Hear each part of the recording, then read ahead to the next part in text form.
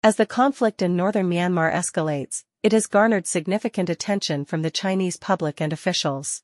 China has employed diplomatic and military channels to urge all involved parties to cease fire and engage in negotiations, aiming to ensure peace and stability along the China-Myanmar border. After a month of intense fighting, there are signs of improvement in the situation in Myanmar. According to information released by the Chinese Ministry of Foreign Affairs on December 14, representatives of the Myanmar military government and the Kokang, Tong, and Arakan army engaged in peace talks in China. The participating parties ultimately reached an agreement on a temporary ceasefire and committed to maintaining ongoing communication. The current civil war in Myanmar, which commenced in late October 2023, initiated with the Three Brothers Alliance, a local armed coalition in Myanmar, launching Operation 1027 to mount an offensive against the Myanmar military government in the northern region. The root cause of the conflict can be traced to ethnic tensions and Bamar nationalism within Myanmar. Substantial conflicts persist between various ethnic armed groups and the Myanmar military government. The immediate trigger for the conflict was somewhat accidental, stemming from an incident at a telecommunications fraud park in northern Myanmar on October 20.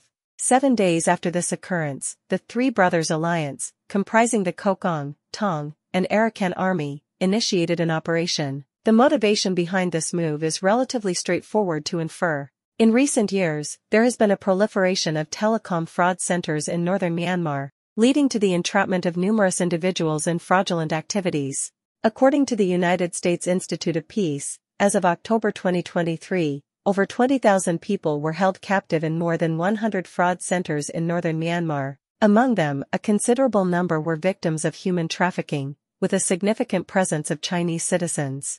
These local armed forces in Myanmar likely speculate that China is displeased with the prevalence of telecom fraud in northern Myanmar. There may even be concerns that China's dissatisfaction extends to the Myanmar military government. Seizing this opportunity, these armed groups aim to take action. While all participants in the civil war in northern Myanmar have not displayed unfriendly actions towards China, their activities have inevitably impacted China's interests.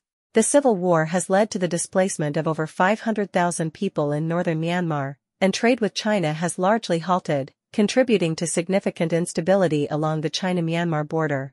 The Chinese Ministry of Foreign Affairs has consistently stressed its desire for all parties in Myanmar to cease fire and restore stability. China's stance has been clear. Recent military exercises conducted by the People's Liberation Army on the China-Myanmar border and the deployment of warships for a visit to Myanmar have unequivocally conveyed China's commitment to maintaining a friendly relationship with the Myanmar military government. As China oversees comprehensive talks and representatives from all parties involved in the civil war in northern Myanmar gather in China, a temporary ceasefire agreement has been achieved. However, the persistence of deep-seated ethnic conflicts in Myanmar suggests that while China has facilitated this ceasefire, Myanmar will need to undertake significant changes to ensure long-term stability.